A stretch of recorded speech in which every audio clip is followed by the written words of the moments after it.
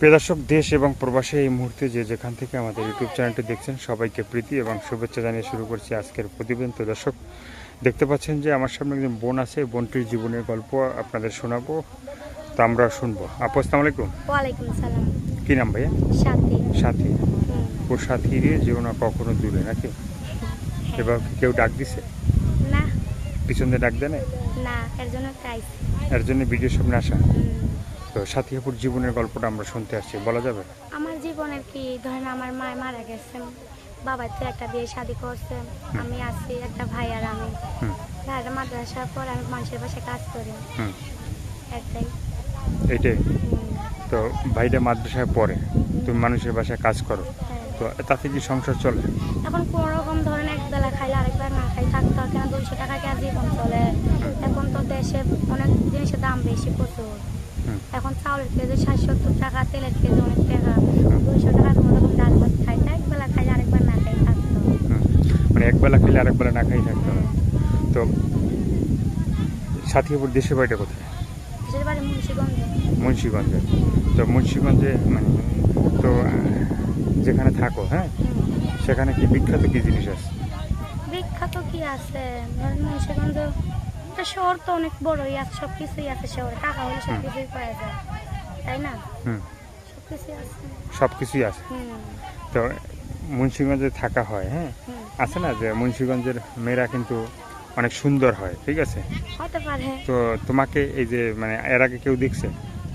ভিডিওর ভিতরে হ্যাঁ। হ্যাঁ, একবার আইছিলাম ধরেন, ভিডিওর ভিতরে আসার পরে ছেলেরা এক ছেলে 500 টাকা দিছিল, দেওয়ার পরে সিম বন্ধ করতে বলছিল, পরে সিমটা বন্ধ করছি, পরে সে ছেলের আর খোঁজ খবর নাই। পরে প্রতিবেদনের সিম অনেকদিন বন্ধ থাকার পর আর কেউ ফোন দেয় নাই, ওরা নতুন করে যে ভিডিওর সামনে এখন আইছে। মানে নতুন করে এখন আসলে? তো এখন আসলে যে সাথী আপুর সাথে যোগাযোগ করলে ফোন নাম্বারটা বলা যাবে? ওই আপনার বলবো আমি? বলো। দর্শকের যে সাথী আপুর যে ফোন নাম্বারটা 017702881, এই নাম্বারে এই সাথী আপুর সাথে আপনারা যোগাযোগ করবেন। তো নাম্বার ইমো আছে? না ভাই, গরিব মানুষ মোবাইল পাবো কই ওটা? ইমো নাই? না। তো সাথী আপুর কি লেখাপড়া হয়েছিল? ধরেন লেখাপড়া ছোটবেলায় আমার মারা গেছে, লেখাপড়া করতে পারি না, আমি হাতের নাম লিখতে পারি, নামাজ পড়তে পারি। মানে হাতের নাম লিখতে পারো, নামাজ পড়তে পারো? আর আমি মেশিনের কাজ জানি। মেশিনের কাজ জানা? ধরেন সেলাই মেশিন আমাকে সবাই টাকা তুলে কিনা দেওয়ার পরে সেলাই আমি চালাইতাম, পরে মেশিন নষ্ট হয়ে যায়, আমি মানুষের বাসায় কাজ করে খাওয়া লাগে। এখন কাজ করে খাওয়া লাগে। তো মানে নিজের কাজ নিজে করতেছে, সেটা ভালো না? এখন কি করবো, এখন মানুষের বাসায় কাজ করে, যখন মানুষের বাসায় কাজ করতেছে। হ্যাঁ, আর যখন মেশিন থেকে নিজের কাজ নিজে করে খাইতাম, তা ধরেন 500-1000 টাকা পাইতাম, টাকা ভাই মাদ্রাসায় পড়তে পারতো, নিজেও খাইতে পারতাম। আর এখন টাকা তো ভাই মাদ্রাসা পড়তে পারে না, কি করবো? এর জন্য ভিডিওর সামনে আগে দায়িত্ব হলে ভাই আর আমার নামাজ পড়াইতে পারে, ভাইয়ারে মাদ্রাসায় পড়াইতে পারে, এরকম একটা ছেলে পেলে ভালোবেসে বিয়ে শাদি করার ইচ্ছা আছে, তার জন্য আইসি প্রতিবেদন। আর কিছু বলার আছে? না ভাই, আর কিছু দর্শক ভাইদের কাছে বলার নেই।